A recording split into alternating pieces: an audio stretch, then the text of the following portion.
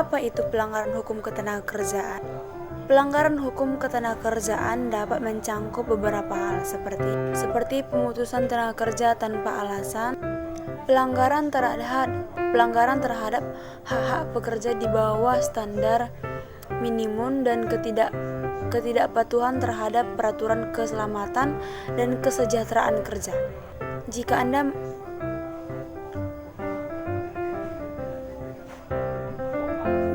Anda mengalami masalah semacam ini, sebaiknya konsultasikan terlebih dahulu dengan ahli hukum ketenagakerjaan untuk mendapatkan nasihat yang tepat.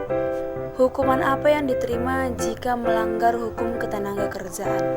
Hukuman yang diterima jika melanggar hukum ketenagakerjaan bisa bermacam-macam variasi, tergantung pada negara dan jenis pelanggaran yang dilakukan. Ini dapat mencangkup denda, sanksi perusahaan, atau bahkan lebih tindakan hukum yang lebih lanjut.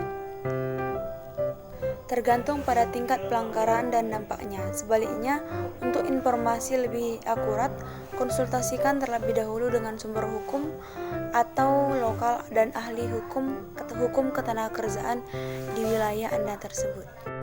Apa yang harus dilakukan agar kita terhindar dari hukum ketenagakerjaan? Ada 10 poin yang harus kita pahami agar kita terhindar dari hukum ketenagakerjaan. Yang pertama itu adalah pahami peraturan. Mengetahui dan memahami peraturan ketenagakerjaan yang berlaku di wilayah tempat itu beroperasi. Yang kedua, sesuaikan dengan kontrak kerja.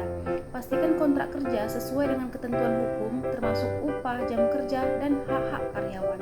Yang ketiga, penuhi kewajiban pajak dan asuransi.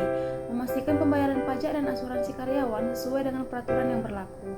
Yang keempat, berikan lingkungan kerja aman. Pastikan keamanan dan kesehatan kerja, serta penuhi standar keselamatan sesuai dengan peraturan. Yang kelima, kelola hubungan industrial dengan baik. Bangun hubungan yang baik dengan karyawan, dan jika ada perselisihan, selesaikan dengan cara yang sesuai dengan hukum. Yang keenam, standar gaji dan tunjangan.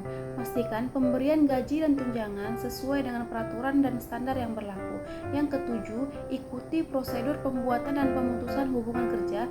Lakukan proses perekrutan dan pemutusan hubungan kerja sesuai dengan ketentuan hukum. Yang kedelapan, berikan pelatihan karyawan sesuai kebutuhan untuk meningkatkan keterampilan dan pengetahuan karyawan. Yang kesembilan, taat pada peraturan jam kerja. Pastikan karyawan bekerja sesuai dengan jam kerja yang diatur dalam peraturan. Yang kesepuluh, berkomunikasi dengan karyawan atau informasi karyawan tentang hak dan kewajiban mereka serta perubahan kebijakan perusahaan.